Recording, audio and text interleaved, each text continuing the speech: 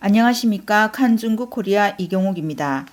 러시아는 2월 21일 우크라이나 동부에서 친러시아 이탈 지역 두 곳의 독립을 공식적으로 인정하고 러시아군에게 이 두 곳에서 평화유지 작전을 실시하라고 명령했습니다. 그 후 얼마 지나지 않아 우등석을 헤치며 도네츠크로 진입하는 전차와 장갑차를 포함한 러시아 군용 차량을 대거 포착했다고 로이터 통신이 보도하였습니다.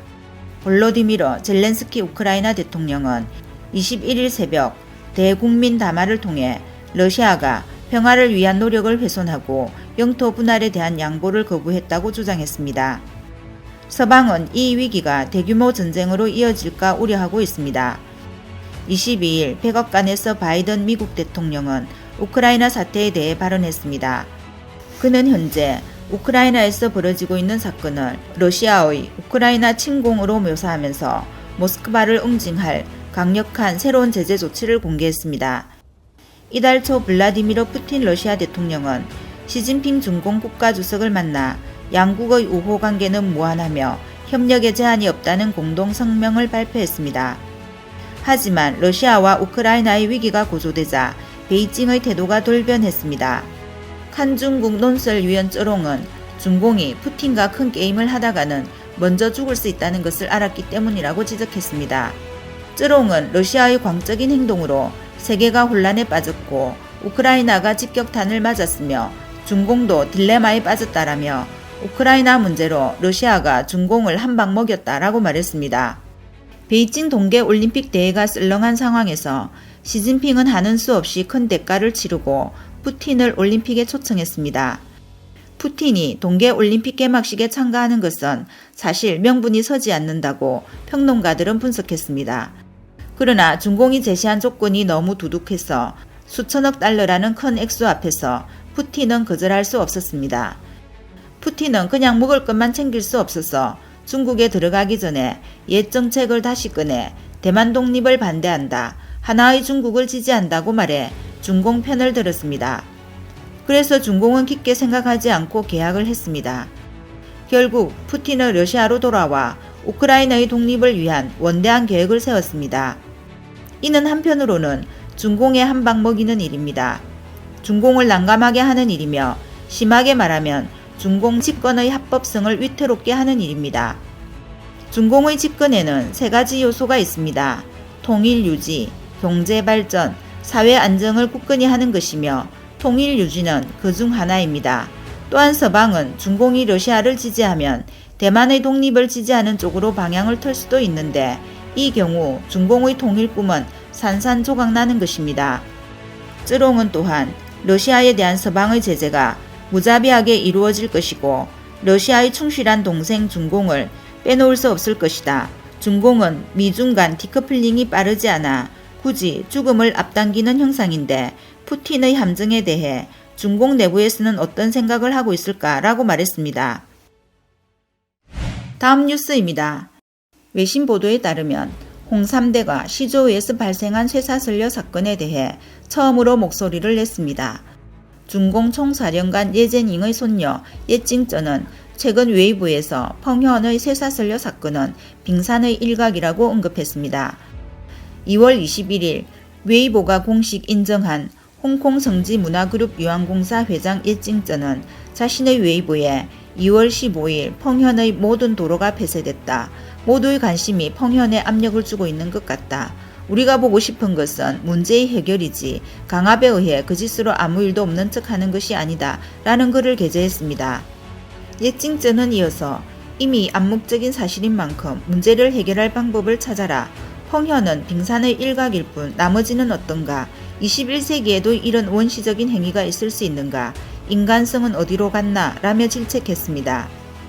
기자는 예찡쩌가 이날 인간의 비극이라고 생각했다며 라오프라는 필명의 작가가 저술한 문장 죄인을 전제한 점에 주목했습니다. 죄인은 상하이의 한 대학 교수의 딸이 유괴되어 살해된 사건을 그린 것으로 당국의 조치가 없었어 교수는 마침내 도구로 복수하는 길을 걷게 된다는 이야기입니다.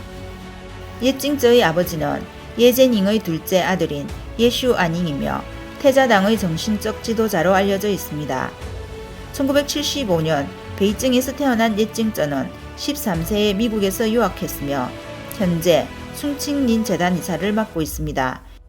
일부 네티즌들은 홍삼대가 쇠사슬려를 위해 목소리를 내는 것을 보고 찡쩌 언니 좀 더 관심을 가지고 주변에 있는 높은 분들에게 알려주세요. 정말 심각한 일입니다. 라는 글을 남겼습니다. 또 다른 네티즌은 봉쇄당할 수 있으니 조심하세요. 요즘 곳곳에서 봉쇄되고 있어요. 라고 당부했습니다.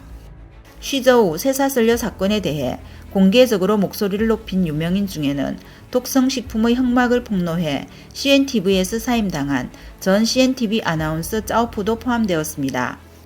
짜오푸는 최근 쉬저우의 많은 인신매매와 관련된 엄울한 영상을 공개했는데 너무나도 무서운 내용이었습니다. 영상에서 짜오푸는 악이 야만적으로 자랄 수 있는 것은 반드시 악이 자랄 수 있는 온상이 있기 때문이다 라고 말했습니다. 그는 또한 샤오화메이 납치 사건 뒤에는 방대한 범죄망이 도사리고 있지 않은가라며 쉬저우 펑현이 중요한 역할을 하고 있을 것이라고 강조했습니다.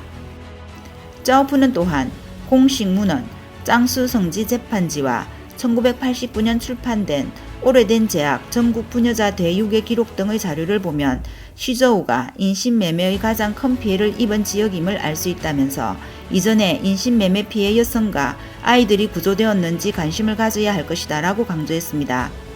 쇠사슬려 사건의 전개는 지금까지 큰 관심을 끌고 있습니다. 민간 통계에 따르면 2022년 1월 28일 이후 60억 명이 넘는 사람들이 이 사건에 주목했으며 탈레반의 통제를 받는 아프간 국영방송까지 이 사건을 주시하고 있는 상황입니다. 다음 뉴스입니다. 짱수성 쉬저우에서 쇠사슬려의 처참한 상황이 전 세계의 주목을 받고 있습니다. 대중의 분노를 억누르기 위해 중공 관리들은 여론을 엄격하게 통제하고 있습니다. 소식통에 따르면 경찰은 짱수와 안후이 에스만 100명이 넘는 사람들을 소환하여 쇠사슬려의 샤오화메이 혼인증명서의 출처를 신문했습니다. 짱수 시사평론가 짱쯔양에 따르면 21일 중국의 전국정협과 전국인민대표대회가 베이징에서 열릴 것이며 당국은 안정을 위해 이미 펑현 인민무력부를 동집촌 안팎으로 파견하여 민간인들의 조사를 막았습니다. 그는 인민무력부가 1996년 군에 소속되어 펑현은 사실상 군이 관할하고 있다고 주장했습니다. 그뿐만 아니라 당국이 인터넷상의 정보를 차단하고 있다며 짱쯔양은 지금은 쇠사슬려에 대한 어떤 소식도 낼 수 없다. 끔찍하다라고 말했습니다. 21일 자유아시아 방송은 지난 2월 초 한 열성적인 네티즌이 지역 주민들과 인터뷰한 녹취록에 따르면 쇠사슬려는 10대 때 동지마을 주민 동쩌민이 사들여 지금까지 갇혀 있었고 동쩌민과 동생 그리고 아버지 세 사람에 의해 공용되고 있었다고 보도했습니다. 며칠 전 스촨성 네티즌은 쇠사슬려가 스촨성 사투리를 구사한다며 스촨에는 인신매매업자들이 현지 여중생을 유교하여 짱수성 타이저우를 비롯한 전국 각지의 관리들에게 가늠하도록 공급했다. 많은 10대 여학생들이 이가 뽑히고 다리가 부러지고 관리나 경찰에게 강간을 당해 죽기까지 했다. 일부 소녀들은 관리들에게 강간당하고 가난한 농부들에게 팔려 아이를 낳는다. 아직 다리가 부러지지 않은 쇠사슬려는 그나마 운이 좋은 편이다 라고 전했습니다. 태원학자 띵씨는 자유아시아 방송에서 중공 정부는 결코 인민이 제기한 사회 문제를 해결하지 않고 단지 문제를 제기한 사람들만 해결한다. 지금 짱수성 당위원회가 만든 쇠사슬려 여성조사팀도 마찬가지로 진상을 감추고 작은 일로 만들고 있을 뿐이다 라고 말했습니다. 오늘 소식은 여기까지입니다. 구독과 좋아요는 격려입니다. 공유는 나눔의 시작입니다. 감사합니다.